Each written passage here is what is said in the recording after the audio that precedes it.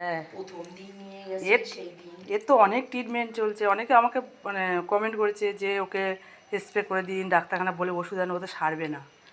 তে মানে এ প্রচুর মানে ডিপ হয়ে গেছে তো। বলো তো এর কী কী সেই সমস্যা, আমি তো জানি না, প্রথম এরাই ভালোই বলতে পারবে, প্রথম কারণ এই দিন দিদির মেয়ে নিয়ে যায় না। আমার মেয়ে নিয়ে গেছে প্রথম দিন। ওকে 3টে ইঞ্জেকশন একটা স্লাইন দিয়ে ড্রেসিং করে 3 রকমের আবার ওষুধ দিয়ে বাড়ি পাঠিয়ে দিয়েছে। তারপরে দুবেলা করে নিতে বলেছে। আমার মেয়ে চাকরি করে, পারে না। চাকরি করে এসে রাত্রিবেলা 9টার সময় নিয়ে যায়। তারপরে র্যাপিডো করে আসে, তখন আবার 3টে করে স্লাইন ইঞ্জেকশন চলে। আবার 3 দিন হয়ে গেছে, এখন মেয়ে আবার শ্বশুর বাড়ি চলে গেছে। আর ওর ওষুধ যত রকমের ইঞ্জেকশন সব বাড়ি নিয়ে এসছে। এই আমরা এই পাশের বাড়ির একজন মেয়ে আছে, ওকে ডেকে আমি একটু করে তাই ম্যানেজ করে ওকে একটু সুস্থ করার চেষ্টা করছি।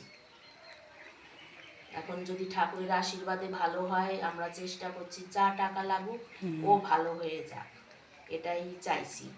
ব্যথায় থাকতে চায় না, কষ্টও পায়, কিভাবে ওকে রাখবো, অনেক রকম সমস্যা, ওকে কেউ কি বলো তো, মানতেও চাইছে না।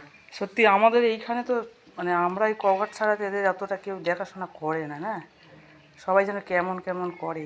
তা কী করে, যে যা পারে বলে বলুক, কি আমরা যেটা ভাবছি সেটাই করি, তাই না? সেটাই। সেরে যাবে, কোনো অসুবিধা নেই। নাও, খেয়ে নাও, খেয়ে নাও।